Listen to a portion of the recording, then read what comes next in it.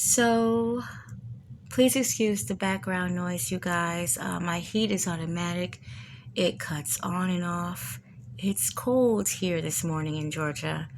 So, I want to bring you a story out of Allentown, Pennsylvania. On January 22nd, 2025, police were called to 1200 block of Divot Drive. Reports claimed that a 15-year-old was running around naked. Tracy Decant, 42, and her husband Joshua Decant, 36, they both reside in this home along with 4 other children. Now, the boy that was outside, the digits were -8. Again, in frigid temperatures in Pennsylvania, that is cold, very cold.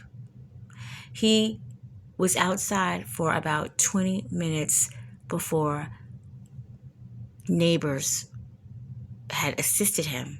He was very malnourished, extremely thin, and he had been knocking on several doors until one neighbor had actually let him come inside. Now, mind you, this is a naked child. If a naked child came knocking on my door, what would you do?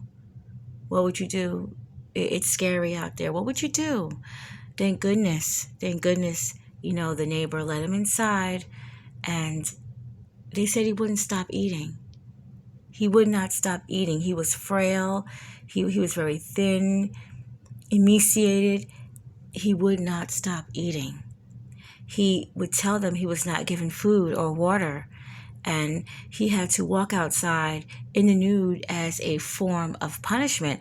Also, inside the house, he had to stand in the nude as a form of punishment, given a single blanket, not a comforter, a single blanket, and put on the floor to where he had to sleep. When the police went to investigate what was going on in this beautiful house, right? When they went in to investigate, there was another child, 15 years old, another boy, his twin brother, that was also in his home, treated the same exact way. Thin, starving, with parents that didn't give a damn. They had their own reasons for why they were doing this. And I'm going to tell you what I think the reason is. Now, Josh Decant, he's a stepfather.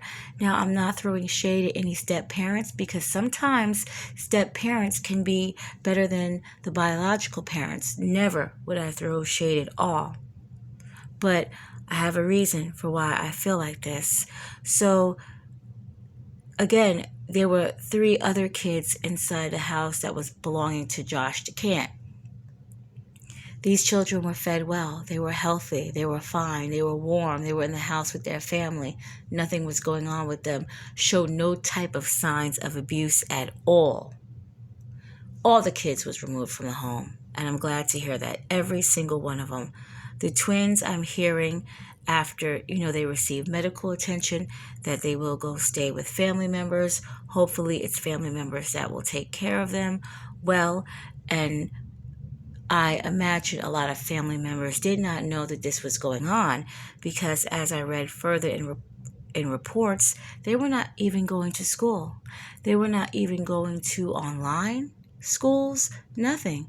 Because had they walked into school weighing 50 pounds and they're teenagers, no, it would have definitely been a red flag right then. They don't have eating disorders. They're just not getting fed. So terrible, terrible. And the pictures were just absolutely shocking from the ones that I've seen. You can only imagine.